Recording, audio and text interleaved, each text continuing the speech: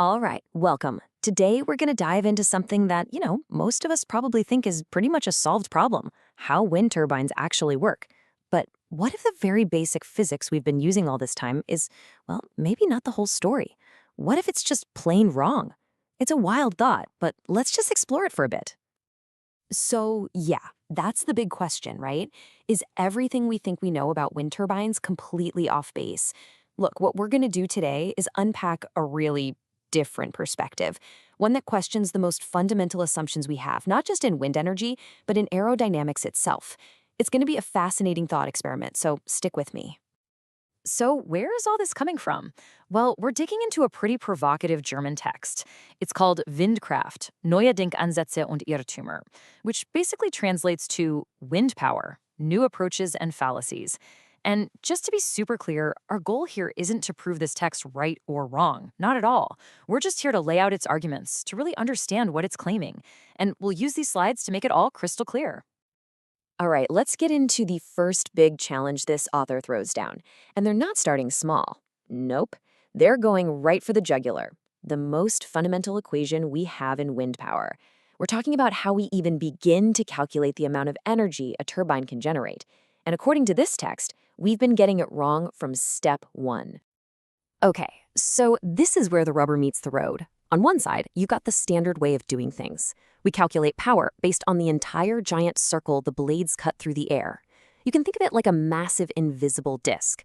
But the author of our source text says, no, that's all wrong. They argue that the only thing that actually matters is the physical blade itself, the real solid surface area, its length, its width, the part that's literally touching the air. Forget the empty space in between. Now, the big idea that underpins this whole new calculation is something the author calls the 360-degree air division.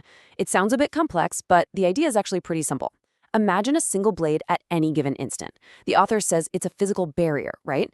It's completely dividing the air around it. 180 degrees of air above it, 180 degrees below it. A full 360-degree split. So in this model, you shouldn't be calculating the future path of the blade, that big empty circle. No, you should only be calculating its direct physical effect on the air right now. And if you follow that one little change in thinking, well, the whole house of cards starts to wobble. It's like a domino effect. Suddenly, a bunch of things we take for granted just don't make sense anymore. For instance, spinning the blades faster doesn't necessarily get you more energy. The author talks about this plus-minus effect, canceling things out. And what about adding more blades? Totally pointless, they say. It's like trying to stay drier by holding two umbrellas, one on top of the other. All of a sudden, the width of the blade becomes the most important factor. And how high up it is? Almost doesn't matter for power generation. It's a completely different rulebook. Okay, so if you thought challenging the basics of wind power was a big deal, buckle up, because this next part goes after something way, way bigger. We're talking about the fundamental theory of aerodynamic lift. The thing that explains how a massive jumbo jet can even get off the ground. This is, without a doubt, the most radical claim in the entire text. Wow, there it is right there. No mincing words. The author is saying that the classic textbook explanation for why an airplane wing has lift is just a fallacy, a myth.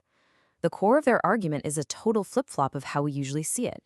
They're saying, hey, the air isn't moving. The air is still. It's the wing that's moving through the air. It sounds simple, but think about that for a second. It changes everything. So let's break that down. On one side, you've got the theory we all learned in school, Bernoulli's principle. It's all about airflow and pressure differences. Faster air on top, lower pressure, and that creates lift that sucks the wing up. Okay. But on the other side, you have the suds theory, which is way more, well, mechanical. It's not about suction from above. It's about the wing being physically tilted like a snowplow, pushing through the stationary air. This creates high pressure underneath it, which pushes it up and leaves a low pressure area, a vacuum, behind it. It's all push from below, not pull from above. And to really hammer this point home, no pun intended, the author makes this wild claim. They say that if their model is right, if all the action is happening under and behind the wing, then the top surface doesn't really matter that much. In fact, you could literally stick nails into the back of the wing, messing up the smooth surface, and it wouldn't really affect the lift. As long as that angle of attack is there, you're still creating that pressure underneath. It's a crazy image, right? Okay, so this is all fascinating as a theory, but what's the point? What's the so what? If you actually believe this whole new model of aerodynamics, how would it change the way you build things? Specifically, how would you design a wind turbine?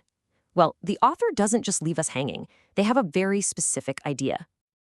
And here it is. It's actually a pretty simple tweak. You see, on a normal turbine, the blades stick straight out. But in this new design, you'd angle them backward just a little bit. Why? Well, according to the source, this one little change does two big things. It cuts down on wind resistance, and it reduces the centrifugal force that's trying to pull the blades outward. The result? A much more efficient turbine that captures more energy from the wind. To help us wrap our heads around this, the author uses a really great analogy. Think about throwing a spear. A long, elegant spear will fly truer and go way farther than a short, stubby one, right? Even if they weigh the same. The author says this isn't an accident. It's because that aerodynamic length is super important. It gives the air time to flow around the object and close up smoothly behind it, which reduces drag. It's all about giving the air a clean path. And this line of thinking doesn't just stop with turbines or airplanes. It applies to things we see every day, like cars. You know how we sometimes talk about wind pushing on the front of a car and a vacuum pulling on the back, like it's two separate problems? The source says that's the wrong way to look at it. It's not a double load. It's one single pressure system. Think of it like a clog in a water pipe. You get high pressure before the clog and low pressure after it. It's one event, one system, not two separate forces you have to add together. And so, all of this leaves us with a pretty huge question, doesn't it? We've just walked through this text, and we've seen how questioning just one core assumption, in this case, how a physical object interacts with the air, could potentially unravel decades of design and theory. It's a powerful reminder, really. It just makes you stop and think, what other settled science or fundamental truths out there might just be waiting for someone to come along and ask, are we sure about that?